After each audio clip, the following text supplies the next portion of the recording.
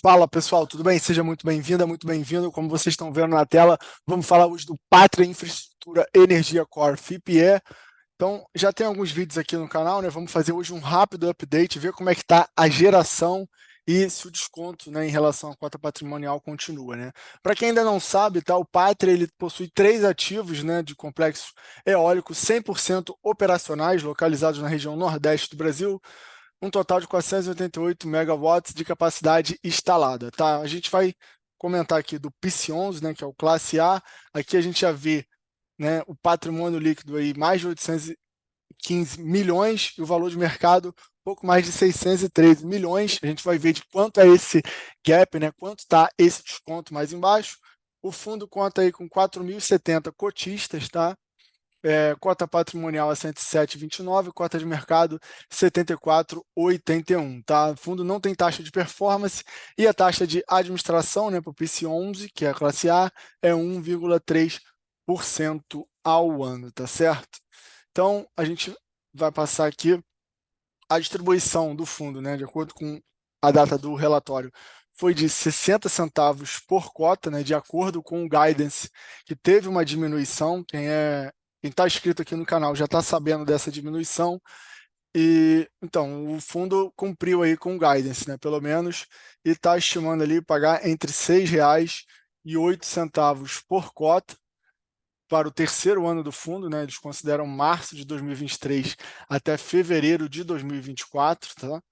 E aqui a gente tem uma tabela de yield, tá? Não confundir com a tabela do retorno total, né, da TIR, que a gente vai ver mais embaixo aqui, é em relação ao yield esperado, uma tabela de sensibilidade. Então, né, no dia 30/6, a cota estava sendo negociada no mercado R$ 74,81. Se você comprasse, você ia ter um yield, né, a preço dessa cota aqui, o equivalente a 9,4%, tá?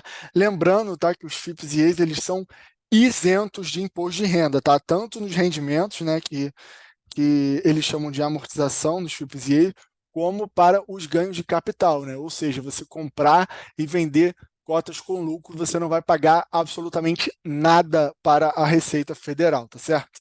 Então, o histórico de distribuição aqui, né? A gente vê que houve uma queda, né? No primeiro e no segundo ano, pagaram um total de R$ 9 aqui, né?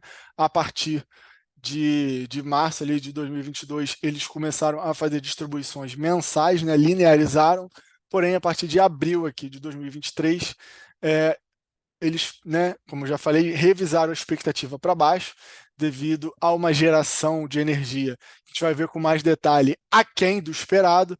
Então você vê que a cota chegou a bater R$ 68,81, né? Portanto, um desconto aí bizarro em relação ao valor patrimonial.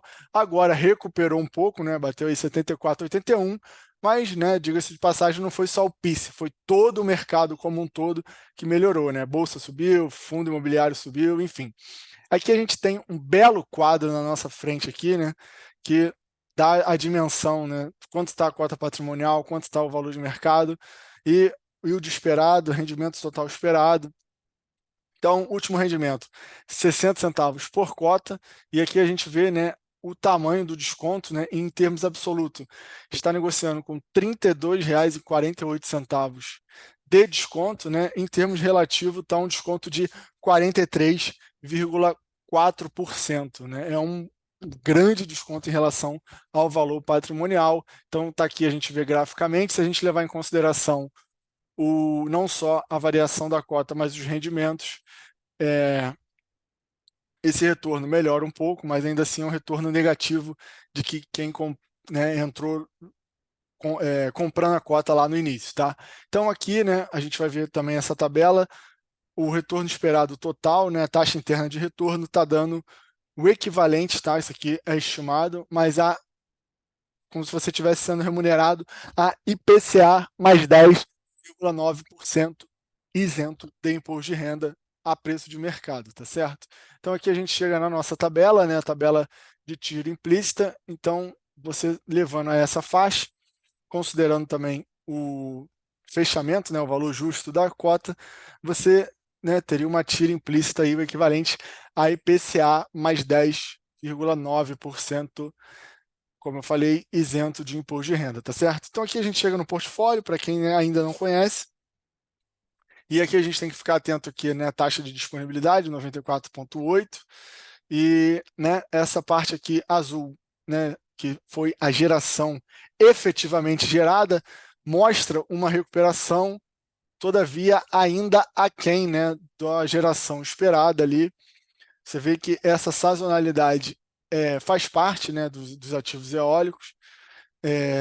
Então, apesar da geração aqui estar recuperando, né, o esperado era que isso já ocorresse, mas de uma forma melhor aqui, né, gerando mais ainda do que essa recuperação aqui, que teoricamente seria uma boa notícia, mas a gente vê que a distância aqui, por exemplo, em relação a maio e junho, maio, apesar de ter gerado menos, né, foi mais parelho aqui com o esperado do que junho foi, né? Você vê que o tamanho da distância aqui abriu, né? Gerou ainda menos do que o esperado, apesar de em termos absolutos ter ido de 44 para 56, tá? Isso no ativo Serrote, tá? Localizado no Ceará.